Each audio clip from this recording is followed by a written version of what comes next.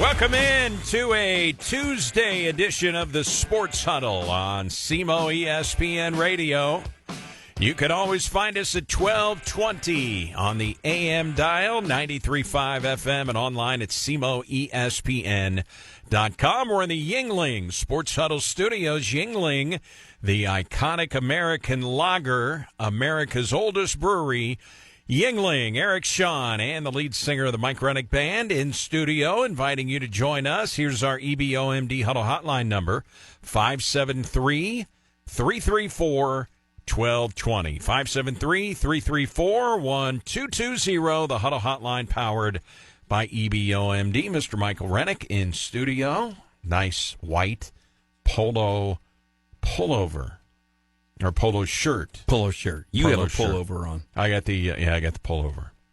We both went with white today. I wonder what that... you're missing the logo. No, the SEMO Red Hawk logo. Yeah, you're a plain Jane white today. I am Jane. Yes. We've got 10 days until Missouri high school football. 11 days until SEMO plays at Arkansas State.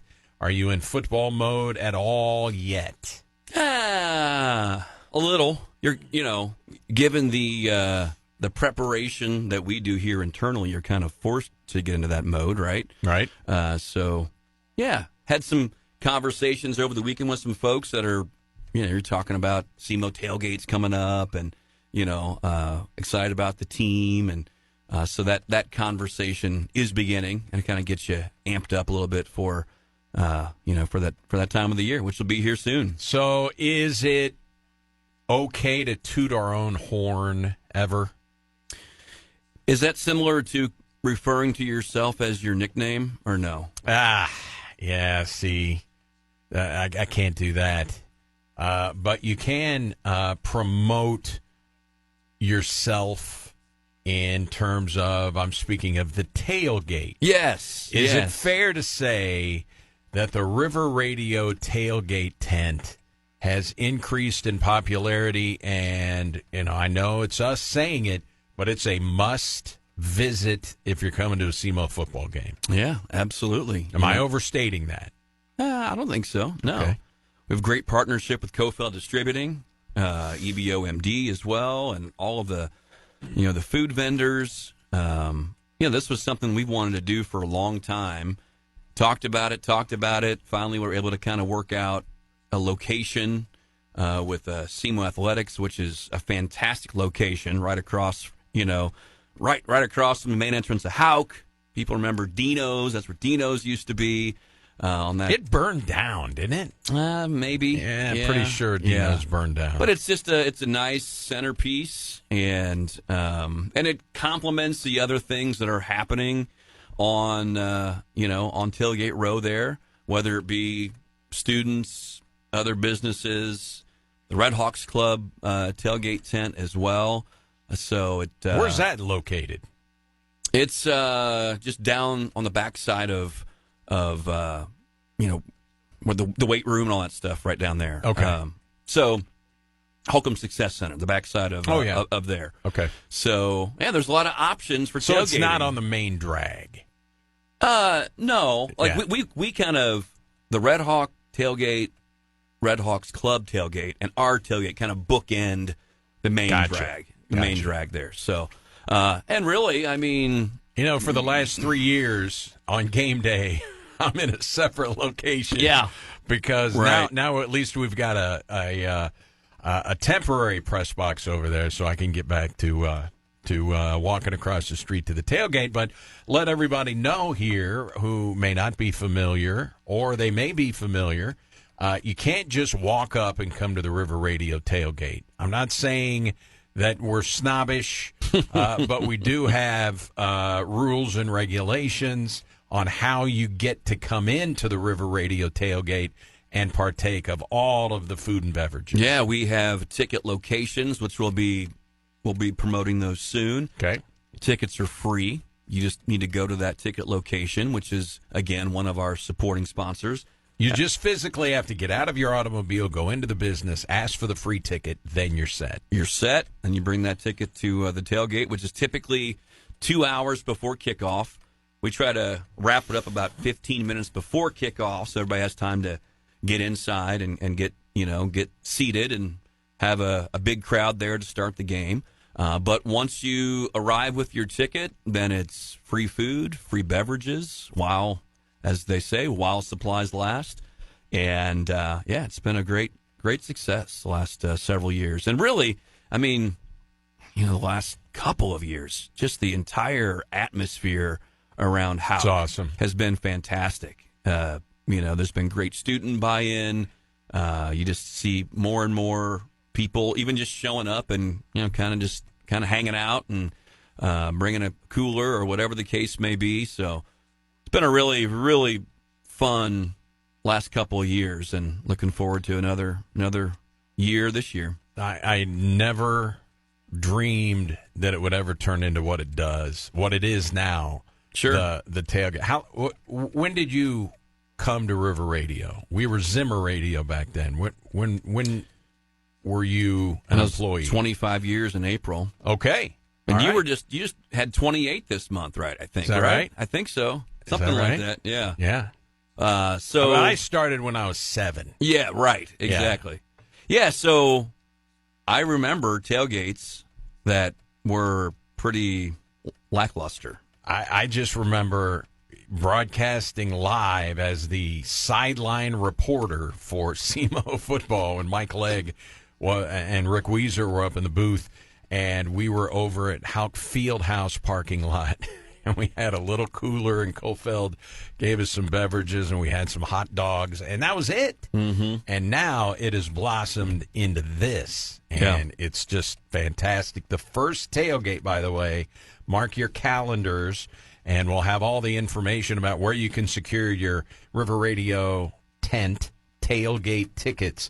But it's going to be September 6th when North Alabama comes to Cape Girardeau. That's it. And again, we aren't able to offer this without fantastic support. Kofeld Distributing, EBOMD, Little Caesars, Outback, and just the list goes on and on, with Food Giant, with the vendors that allow this to happen. So, I mean, we've got how many different types of food can you get in a River Radio tailgate tent?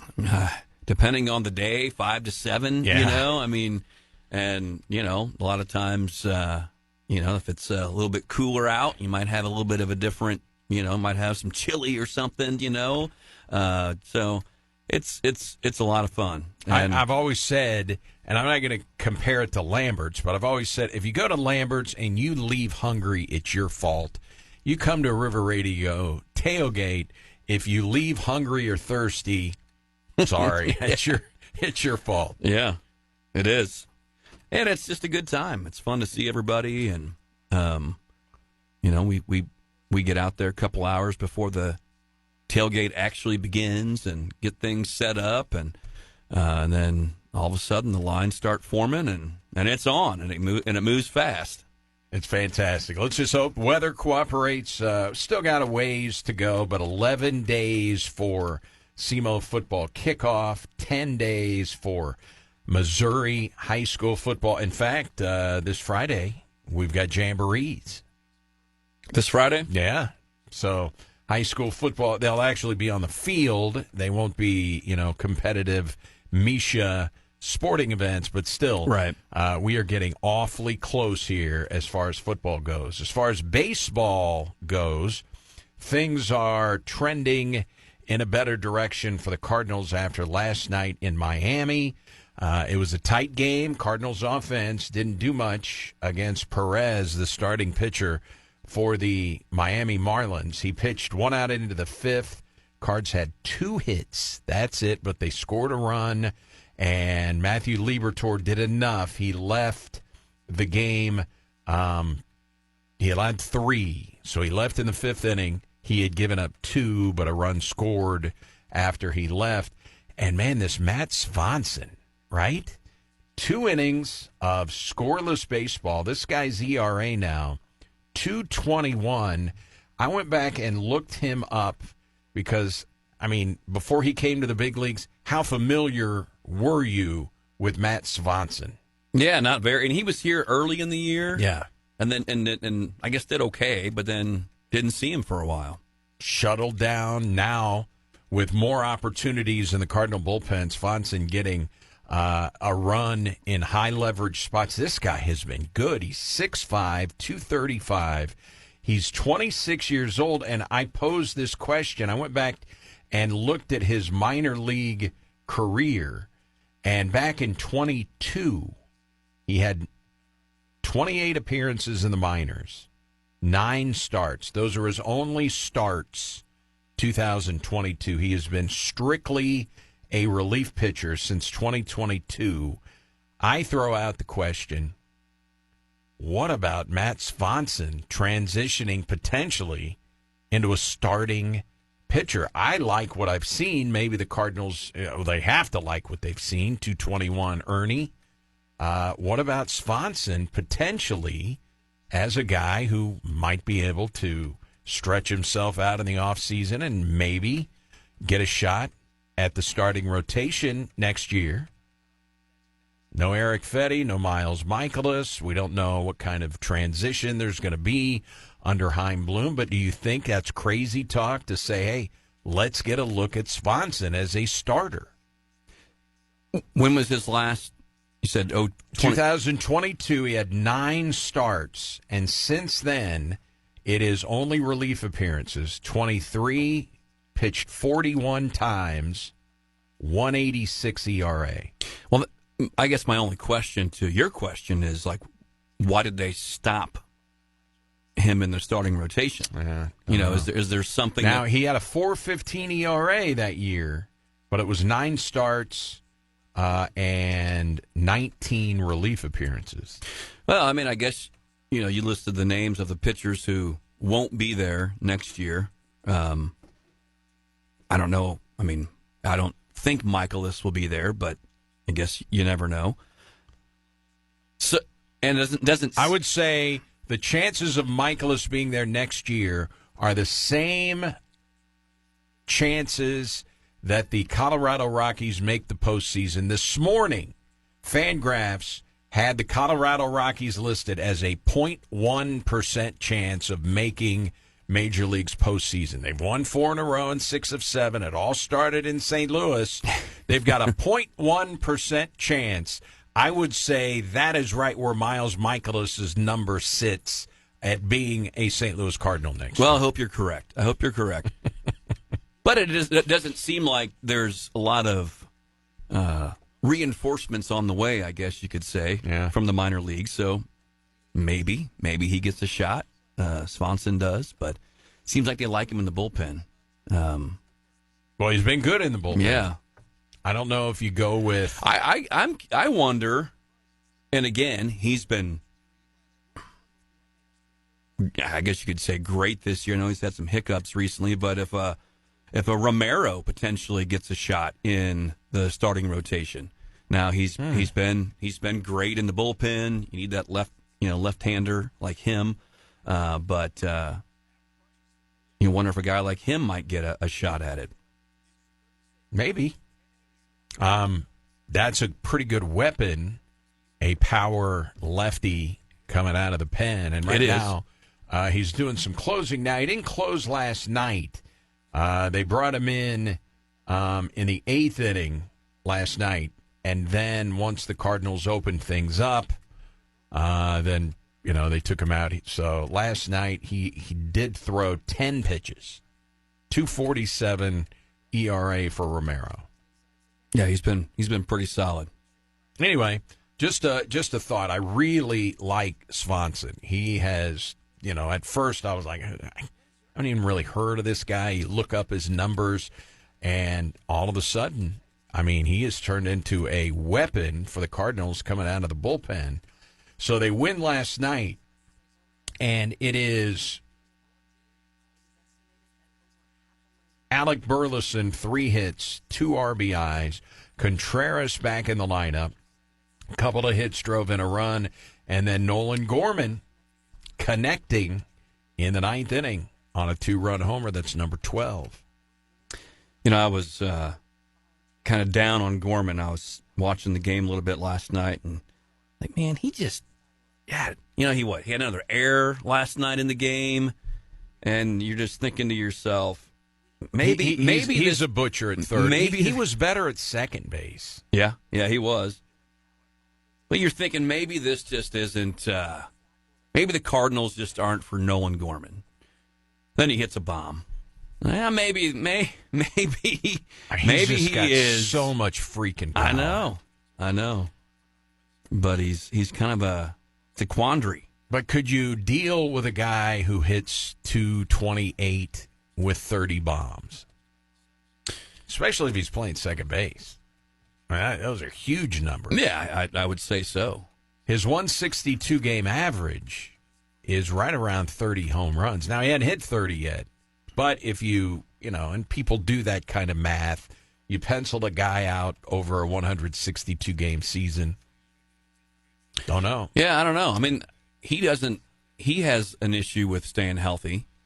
So that kind of gets under your skin a little bit, that you don't see him consistently. So would you ever even get to that 30 home run potential?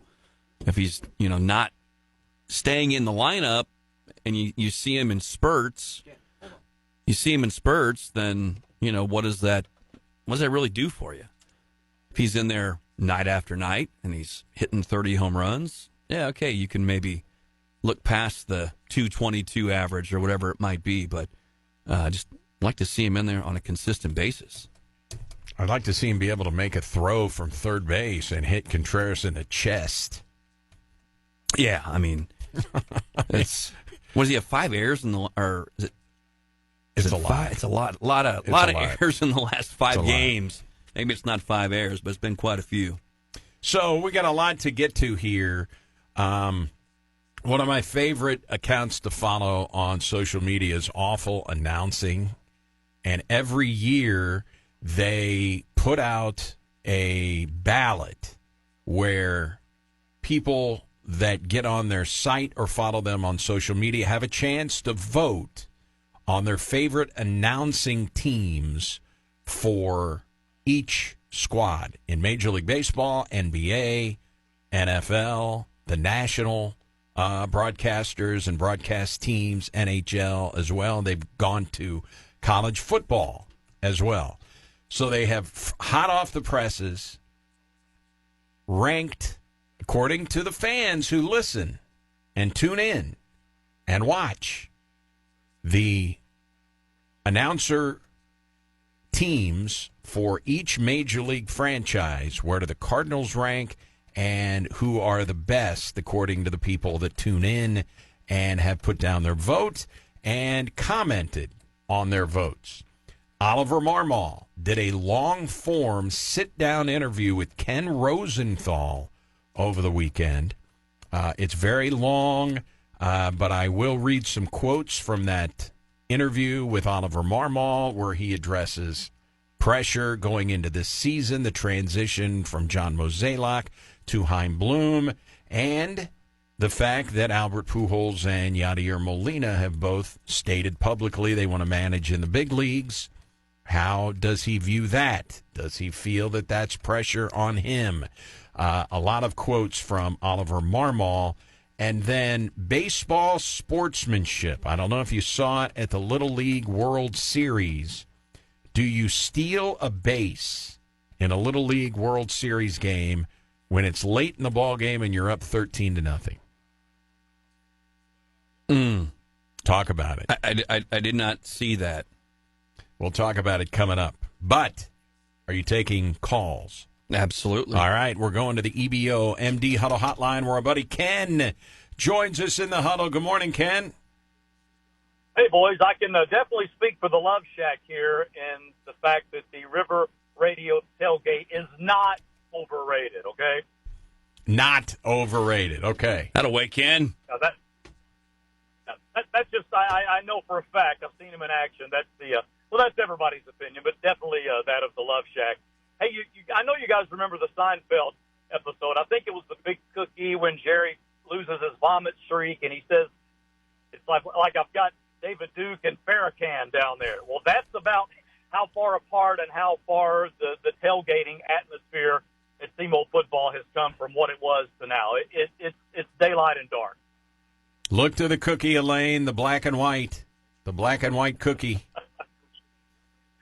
I mean, when I was in school 100 years ago, it was just a quick walk from Myers Hall down, down the north side of the bleachers, and you pick one of, 3,000 seats over there to sit in, watch the game, and maybe leave at halftime, go across to the Palladium, and be done with it. But, I mean, it's unbelievable now. It's just a big-time atmosphere. I think Coach Tuke, obviously, the architect of that, winning football.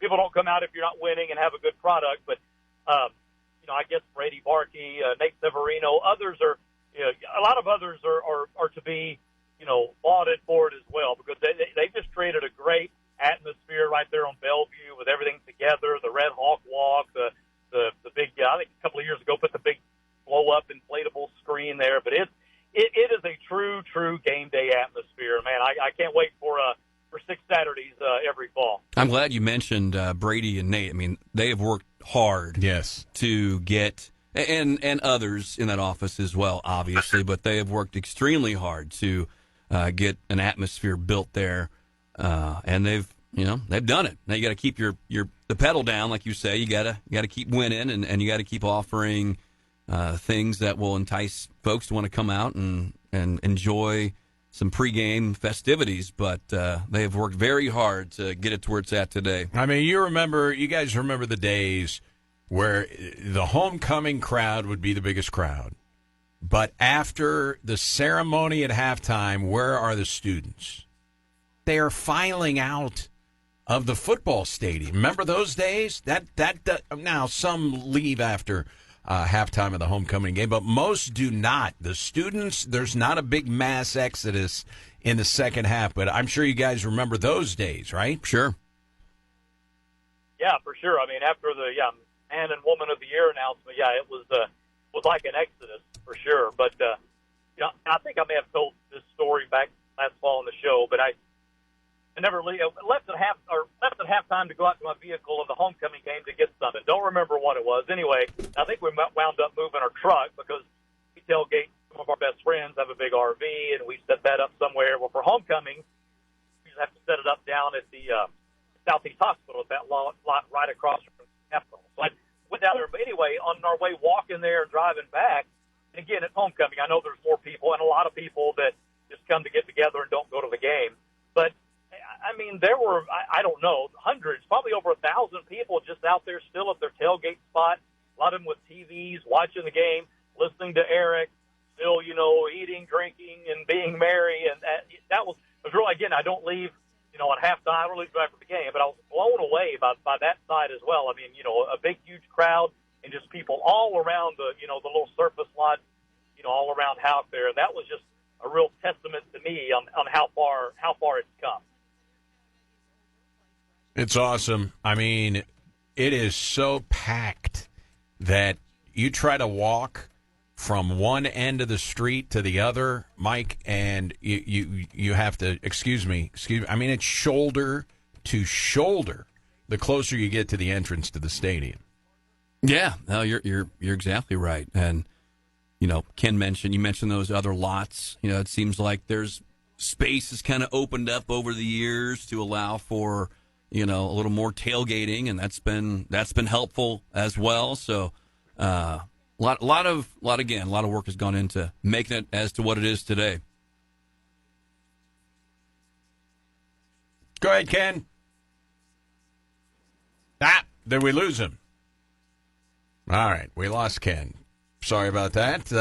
Appreciate Ken chiming in, an endorser of the River Radio Tailgate. Yes, he is. So Ken Rosenthal for The Athletic did a long-form interview with Oliver Marmol over the weekend. He is still baseball's youngest manager at 39, fourth season. And the article starts with a quote from John Mozeliak about Oliver Marmol solidifying his standing. Mozeliak said, "I absolutely think he has. I'm not surprised at all. I know there is always going to be a drumbeat out there because of our history. meaning the Pujols, the Molinas, that's always going to exist. But when you think of the modern-day manager and what they have to deal with, Ollie does an exceptional job on that. He's growing into this, getting better at it. He's well respected by his players and staff. He's in a good spot. What do you think about those Mozeliak comments? Now, this is the guy that hired him. Yeah, I'm not surprised by those comments. I think it seems like that's the case. We can tell he's in a tough spot. He's been given the roster that he's been given to manage it. He's a young manager, but he does seem to be very well liked. And that only goes so far, but you got to have the clubhouse on your side, right? I mean, if you don't have the clubhouse on your side, then no matter what your record is, or when your record is kind of fledgling, then that's you're not going to last. But he seems to have the clubhouse on his side. He's brought back some Cardinal favorites in Daniel Descalzo and John Jay, and on his staff. I think a lot feel like the hitting approach is better this year by the Cardinals. Long stretch where the starting pitching was great early on in the year. That was really, kind of the catalyst for the Cardinals playing well. So, but again, I think they had the best record in the sport in the month of May. Yeah, absolutely. He can only manage the roster he's been given, So now, do I expect Mozeliak to probably say something like that? Yes, but I think he's being pretty honest with it. So Ken Rosenthal asked him tough questions. How do you view your status? It's a long-form answer here by Marmol, but this is Oliver Marmol when asked by Ken Rosenthal of The Athletic. How do you view your status? Quote from Marmol, I know people say this and it sounds cliched. That's why I have a hard time even articulating it. Dude, I don't worry about it. I never have. I hope I never do. I'm 39. I've been managing for 4 years. I have everything I need. I don't ever worry about my status. I know what I'm good at. I know what I'm not good at. I'm comfortable with it. I didn't go into this with a goal of, man, I want to manage by this age. I've always just been a head down, brought value to the people I'm around, love all the people I'm around, and things tend to work out. I know it sounds cliched, but I don't care. I don't. When people talk about, the hot seat, I don't give two S's about the hot seat. Wait, got a little potty mouth there. I really mean that. And people who are around me come to realize that it's genuine, as I can put it. I've been around people where this clearly defines them. And I think that's a bad place to be. I hope my head never gets there, because I think you end up doing what's right rather than covering your butt. You say what needs to be said. You do what needs to be done, and you don't think of how this impacts me moving forward as much as, is this the right thing? And I hope I always operate that way. Have I made mistakes along the way? Absolutely. Would I redo some things? Absolutely. But you don't have that opportunity. You learn from it, and you keep moving. I think what he's kind of saying is he's going to control what he can control, and that's his day-to-day and his job. Hot seat stuff is not, that's what you and I talk about, or that's what a general manager is going to evaluate, if he's on the hot seat or not. And he's not allowing that to seep into his psyche. He's not allowing that to be something he's going to worry about. He's going to worry about what he can control. And truthfully, that's the perfect attitude, and I know someone, could be skeptical if that's, really how he operates. But it seems like he's being pretty authentic with the answer. And I think that translates into the other things that we were just kind of talking about with, Mozeliak saying the guys love him, that, organization loves him, because it sounds like he's focused on what's doing, what the right thing is to do, and not what's going to be the best thing to get him another contract or an extension or, or whatever the case may be. Rosenthal asked him, how do you approach the season knowing the team was in a different place and that Chaim Bloom eventually would take over for John Mozeliak?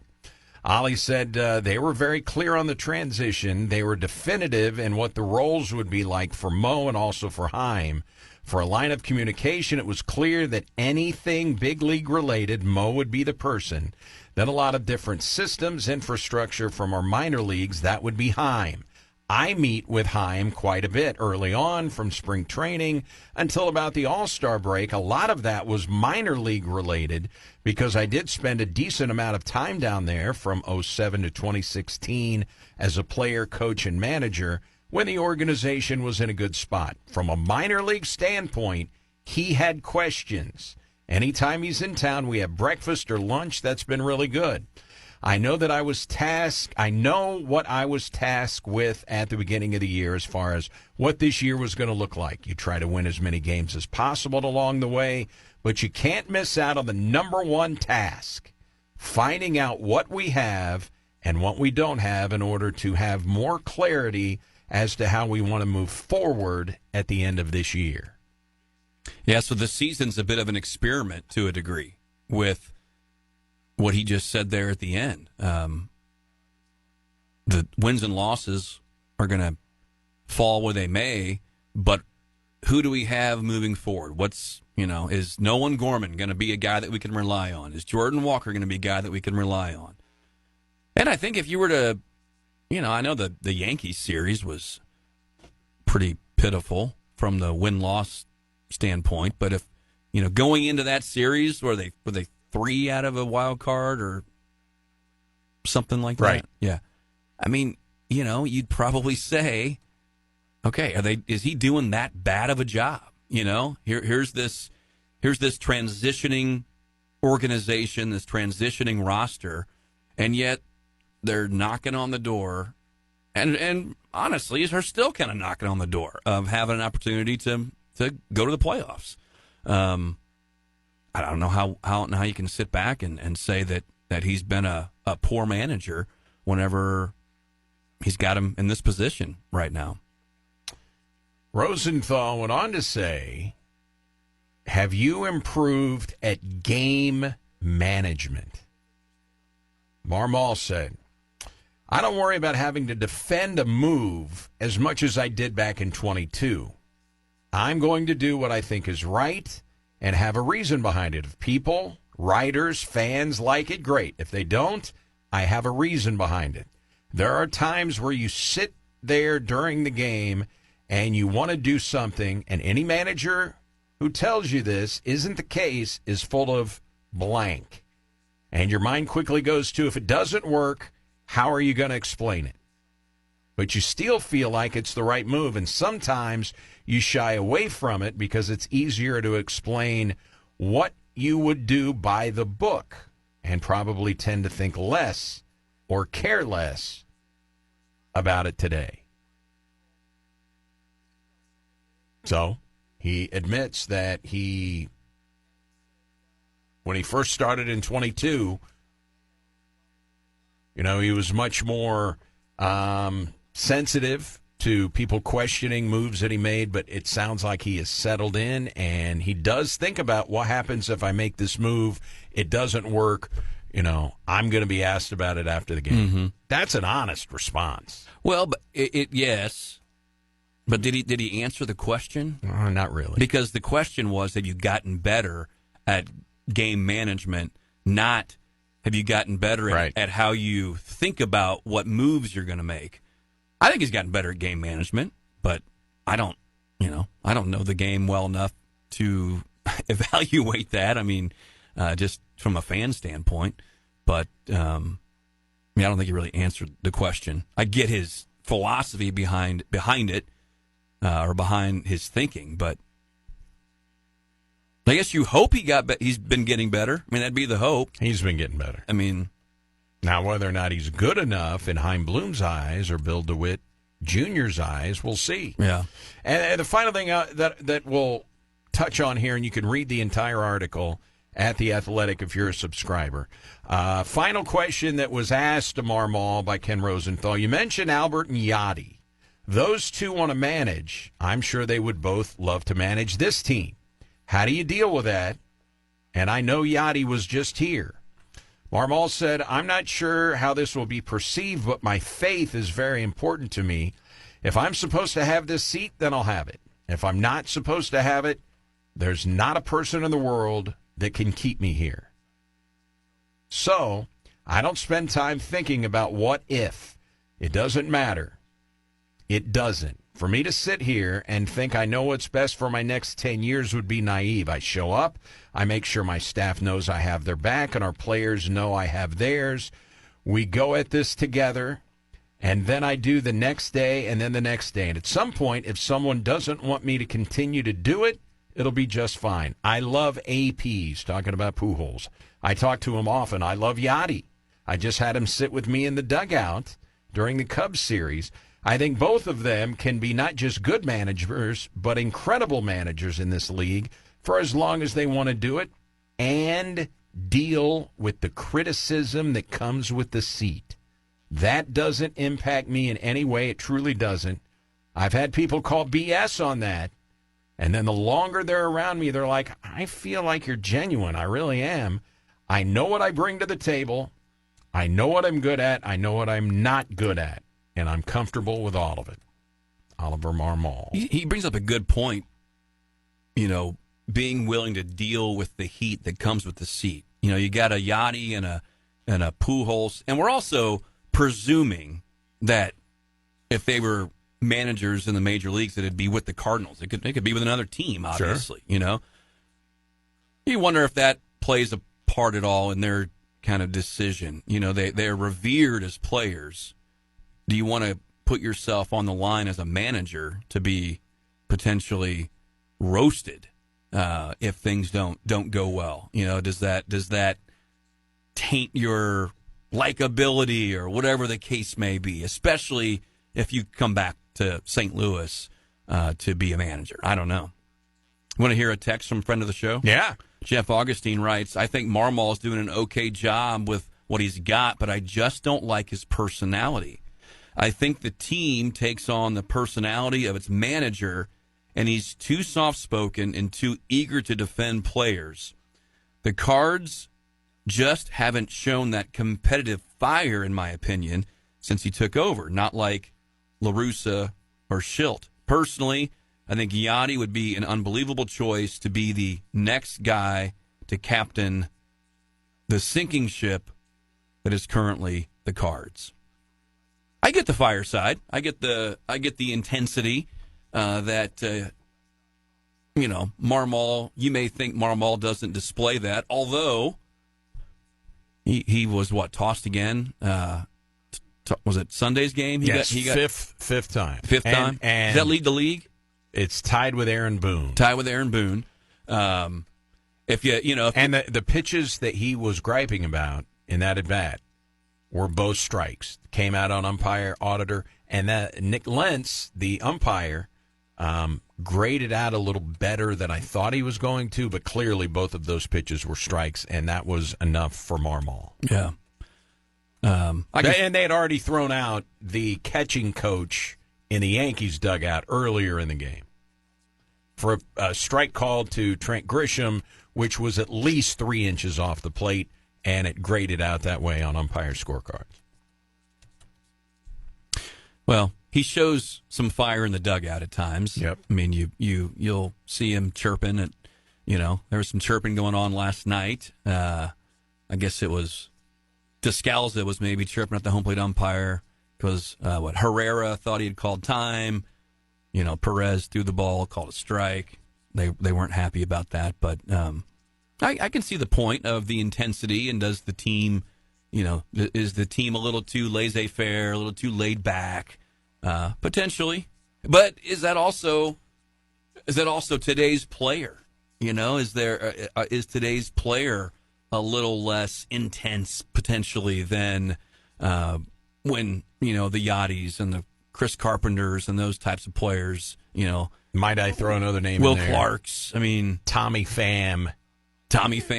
Bench is emptied last night. Pham got mad. Yeah. In the Pirates game. Yeah. And the bench is emptied, but no punches were thrown. Tommy Pham. Love Tommy Pham. All right.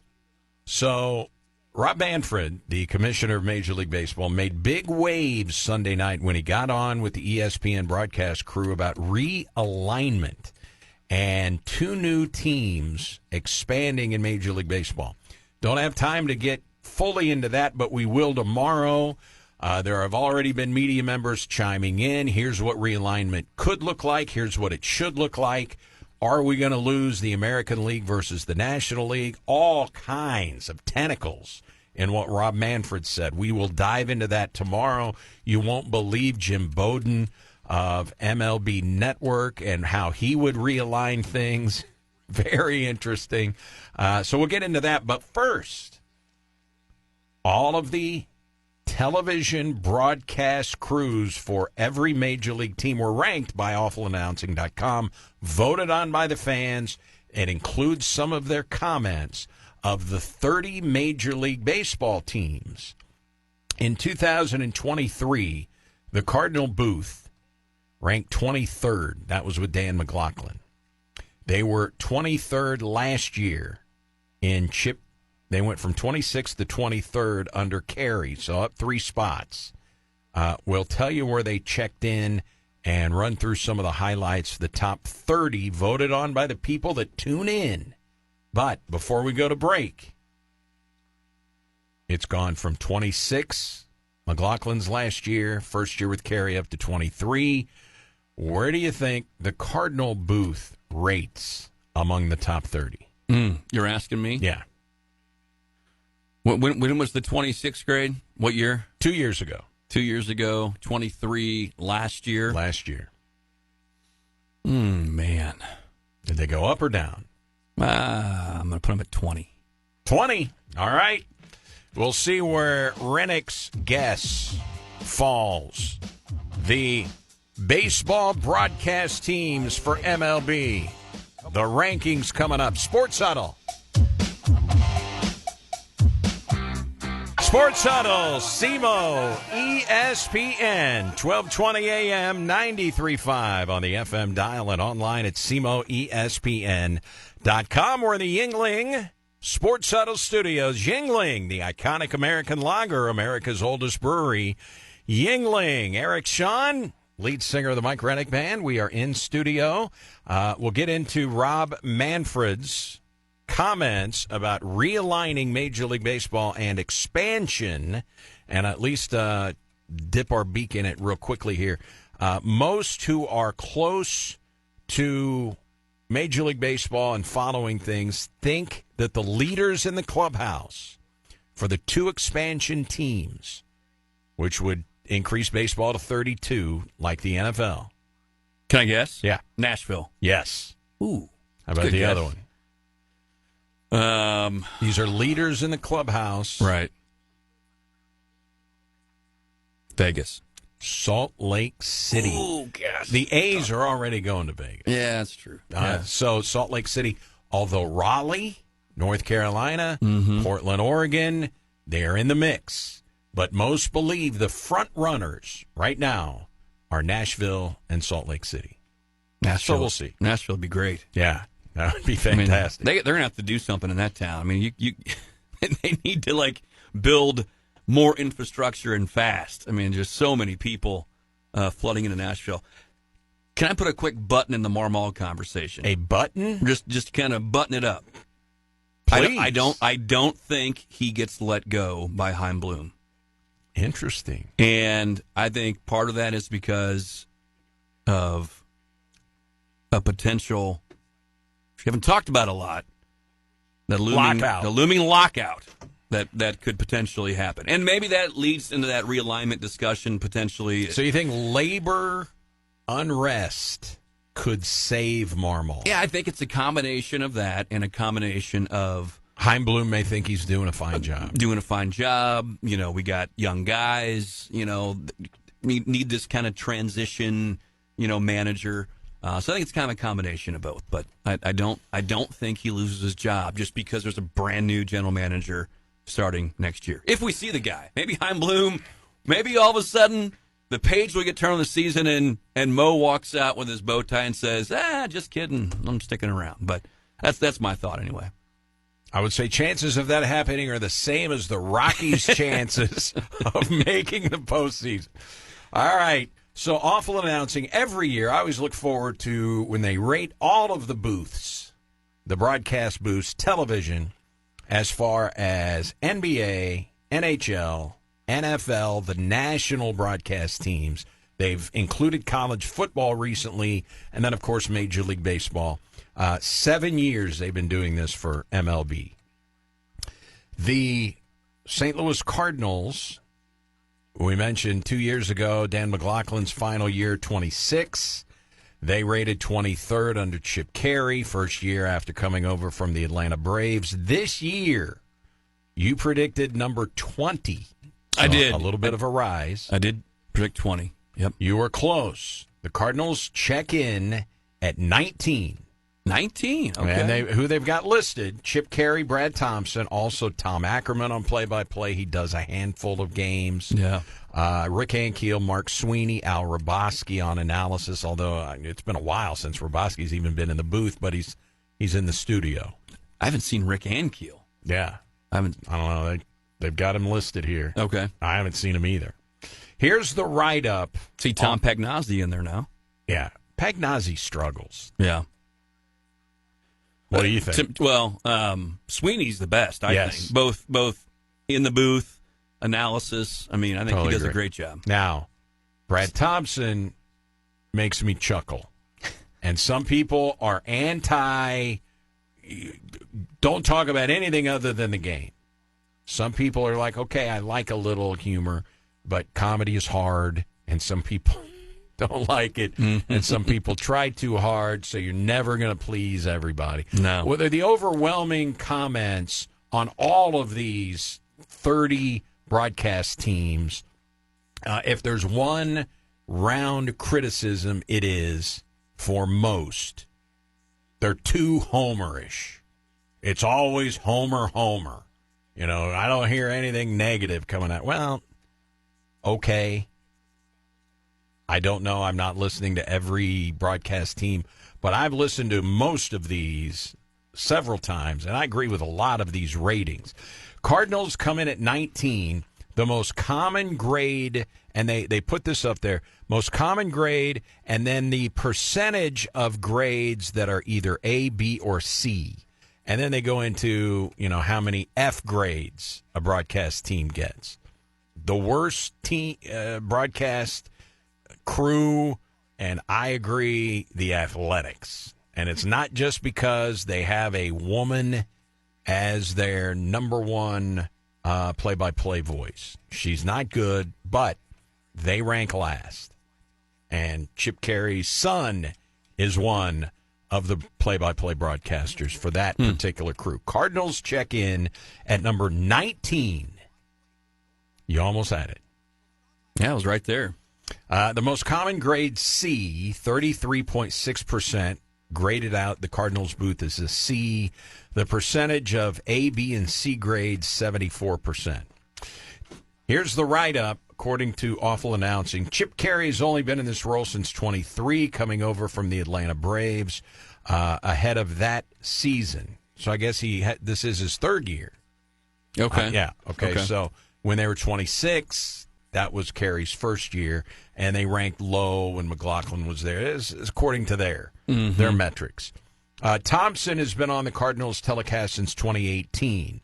This booth earned 26 in 2023 and 23rd last year. Thus, they performed similarly to 24, but have come up since their start. They drew 108 A's, 97 F's out of 968 votes.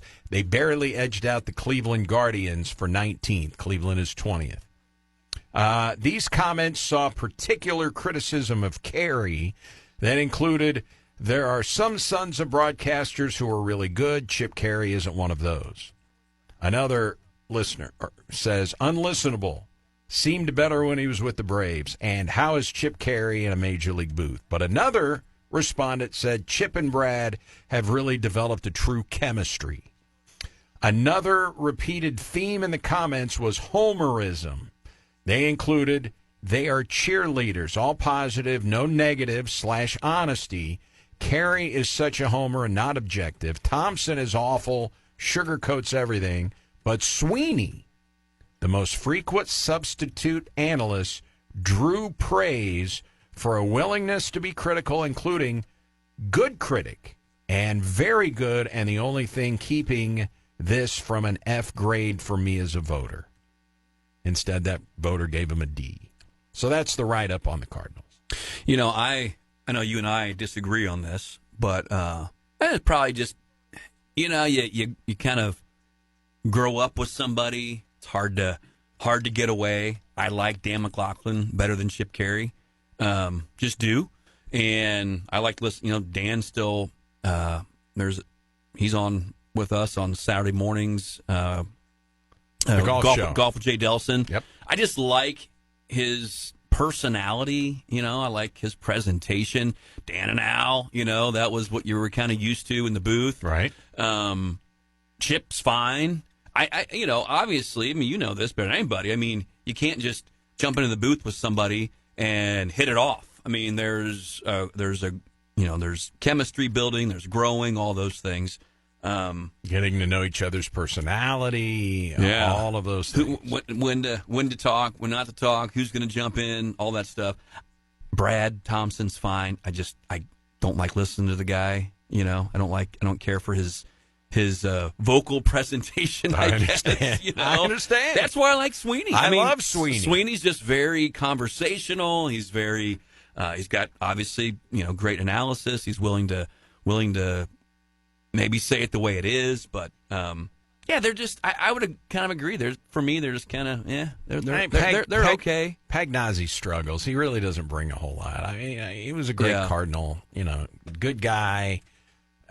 Alexa Dat, she's the correct typical host in studio, right? Yes.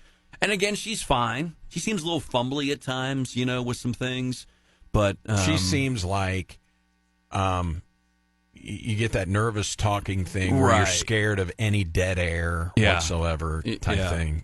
Yeah. So the way that it sets up, and one thing I'll say, Chip Carey versus Dan McLaughlin, I think Carey calls the big play better than McLaughlin did. Okay. All right. Voicing it, the whole thing. Chip Carey is good at calling an exciting play and varying up his calls. Like, you don't hear "gone" on every home run. And I like a lot of things. How about it's a goner? No, I'm not a fan of that. You know I don't like that. So we just run through where the rankings went. The Athletics, dead last with Jenny Kavnar, Dallas Braden, Chris Carey. And I think they've been last for the last few years. The Rockies check in at number 29. 28, the Miami Marlins.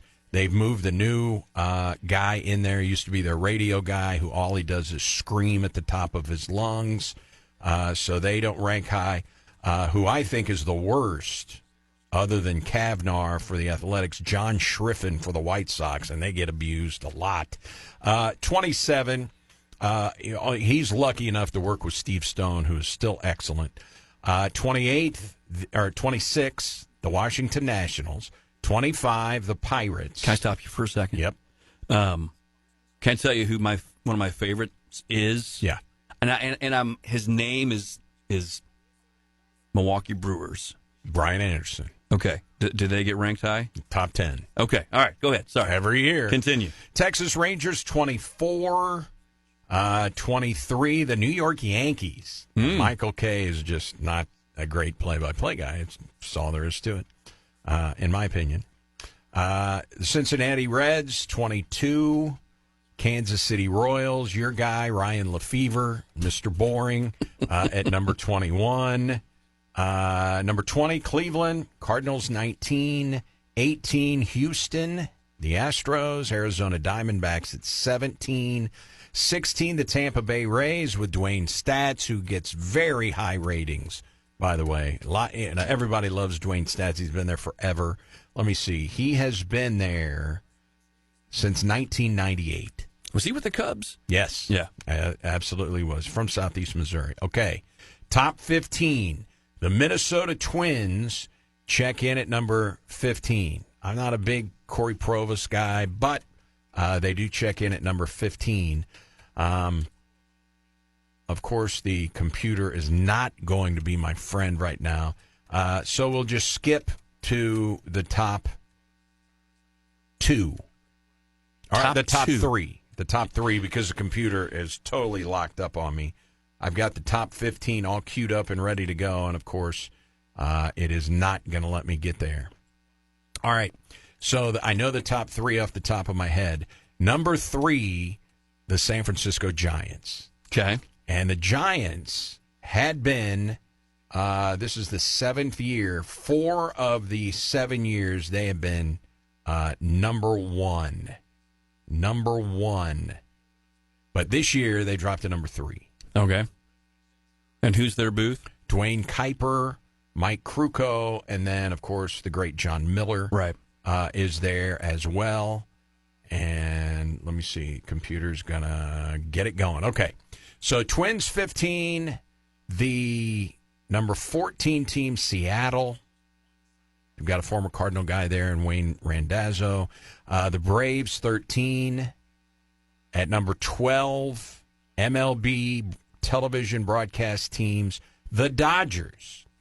Joe Davis, who is the number 1 broadcaster for Fox in football, and, no, not football anymore. I think it's just baseball, but I think might be the number 2 broadcast team in NFL. Steven Nelson fills in for him. And he is a screamer, so not a big fan of Steven Nelson, but I do like Joe Davis, and that's a tough booth when you follow Vin Scully, right? Sure. He's done a good job. Yeah. The Boston Red Sox, number 11 with Dave O'Brien. Number 10, the Angels. I'm sorry, that's Wayne Randazzo, not Seattle. The Brewers. Brian Anderson, number 9, and he's, he does other things, other broadcast duties. So they've got another guy, who is it, Craig Koshin, who fills in for him. Listened a little bit of the Brewers broadcast yesterday when they smoked the Cubs. Jason Benetti, the Detroit Tigers, they check in at number 8. Number 7, the Baltimore Orioles, Kevin Brown, the young broadcaster for the Orioles, excellent with Ben McDonald. And Jim Palmer. At number 6, the Phillies, Tom McCarthy and John Kruk. I think they are excellent. They're definitely top 10. The Cubs at number 5 with John Shambi and Jim DeShays. Number 4, the Blue Jays with the great Dan Shulman. You like Shulman? Mm-hmm. They're number 4. Number 3, as I mentioned, the Giants with Kuiper, Krukow, and the great John Miller. Dave Fleming, who does radio, also does some TV, too. They've got excellent broadcasters. The Giants are always, like I said, 4 times number 1 in the 7 years they've done this. The Mets, number 2, Gary Cohen, Keith Hernandez, Ron Darling. And number 1, the San Diego Padres, with Don Orsillo, longtime voice of the Red Sox, and was let go, and there was a big uproar. People are still mad in Boston about Don Orsillo leaving, along with Mark Grant and Jesse Agler, Tony Gwynn Jr. So the Padres with Don Orsillo, number 1. That kind of, well, you listen to those broadcasts more than I do. And I've got MLB TV, so I listen to all do you agree with the number 1 ranking for the Padres? No. Yeah. No. I would put either the Mets or the Giants. I would think the Mets would be number 1. I have listened to them. I tune into Mets games just to listen to those guys. Yeah. I know there are a lot of people that say, I don't care who the broadcaster is. I'm worried about the game. Okay, I understand. Totally get it. But I will tune into some Mets games because I like those guys. Mm-hmm. Same with the Giants. And you can, on MLB TV, if Dwayne Kuiper and Mike Krukow are doing television for that particular inning, I can switch down and get the radio feed of John Miller calling the same game, and it syncs it up with my television. That's nice. So I can listen to Miller, and I can watch the Giants broadcast. So there you go. Very good. All right, we'll get into that sportsmanship at the Little League World Series tomorrow. Realignment announced by Rob Manfred. Was he just kind of speaking out loud, or is this a reality potentially? We'll see. I'm sure that's something that will be talked about during the negotiations for the CBA. Miami and St. Louis, 5:40. All three of these games are 5:40 starts, so I like the earlier start time. Michael McGreevy, Edward Cabrera, he's a right-hander. That's the pitching matchup tonight. Cards are 5 out in the wild card. Do they dodge Alcantara? They do not. Tomorrow. Yes. Andre Palante, Sandy Alcantara. Palante. Yeah. I think a lot of people were surprised that Alcantara didn't get moved. I mean, I think most people thought he was going to get moved. There were a few starting pitchers who people thought were going to get moved, but you hear the general managers talking and the agents talking to the media members that cover Major League Baseball, just saying, man, the asking price was ridiculous. Okay. We're not paying that. If coming off Tommy John. Yeah. Getting better. He is getting better. That game he pitched against Cardinals. Yeah. And the Cubs got smoked yesterday. They're just not as good as the Brewers. I mean, they had one hit off of Freddie Peralta. One hit. Are they 9 back? Yeah. 8, 9? They're out of the division race. Now they've just got – I mean, they brought in a couple of pitchers that they called up because they were playing a doubleheader. The second game got rained out. So you're able to call up, a couple of pitchers or at least one pitcher. And some minor leaguer that they brought up called Gavin Hollowell, never heard of him. 8th inning, it's walk, walk, walk. Infield single, base hit, fielder's choice, wild pitch, and it goes from 3-0 to 7-0. It was just off. They could have gotten a fan from the stands. They could have pitched better than Hollowell. Now you're borderline screaming there. All right, no screaming. Yeah, I got a little excited there. All right, so what's on the Rennick schedule today? Well, I'm heading around lunchtime to a Red Hawks Club board meeting. Awesome.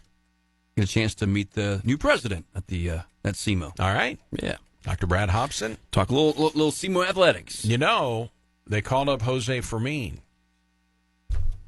We're just keeping an eye on Weatherholt. 3 more hits last night. Wow. At AAA Memphis. Let him just sit there and... It's not a protection year. We don't have to call him up. All right.